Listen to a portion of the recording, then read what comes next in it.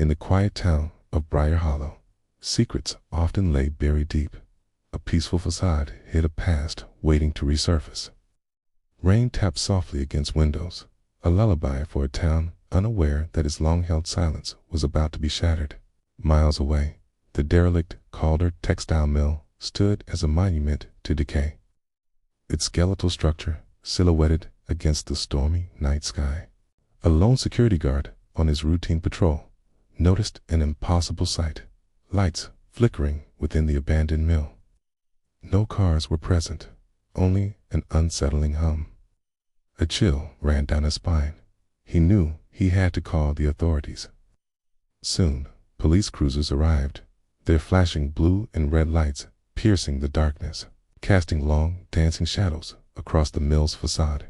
Inside, under the erratic flicker of industrial lights, a single wooden chair sat in the vast, empty space, a stark focal point. Upon the chair, a vintage tape recorder, an anachronism in the modern world, held the promise of a long-awaited truth.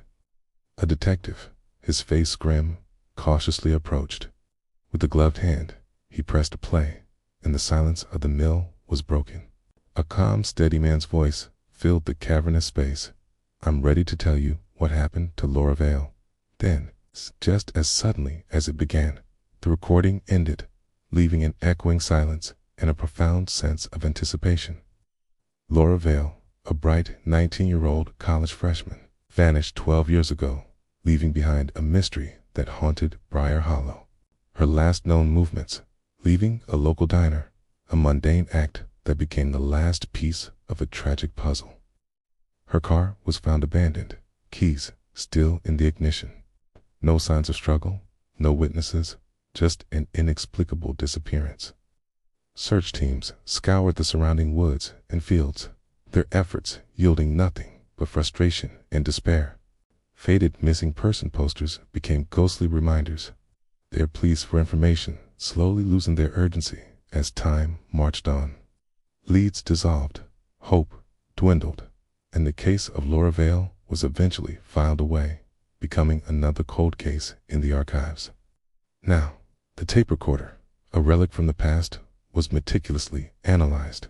No fingerprints, a generic cassette, yet its message was undeniable.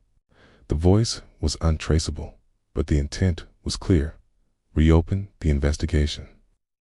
The truth was finally ready to be unearthed. Detectives pulled Laura's dusty file, re-examining every detail.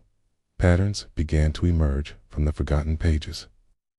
3 individuals close to Laura had left town shortly after her disappearance. A coincidence, or something more sinister? One name stood out: Ethan Halbrook, a former co-worker, still residing in the area. He agreed to an interview. His account was too perfect, too rehearsed. The detectives sensed a facade, a carefully constructed narrative hiding a deeper truth. Archived diner footage revealed Laura making 2 calls from a payphone on the night she vanished, a detail previously overlooked. Among her belongings, an undeveloped roll of film was discovered, a forgotten relic holding potential answers. Once processed, the photos revealed Laura inside the Calder Textile Mill, just days before her disappearance. One image held a chilling detail: a partial reflection of a second, male figure in a dusty window, watching her. The cold case was now ablaze. The mill, once a silent witness, now held the key to unlocking the truth of Laura Vale's fate.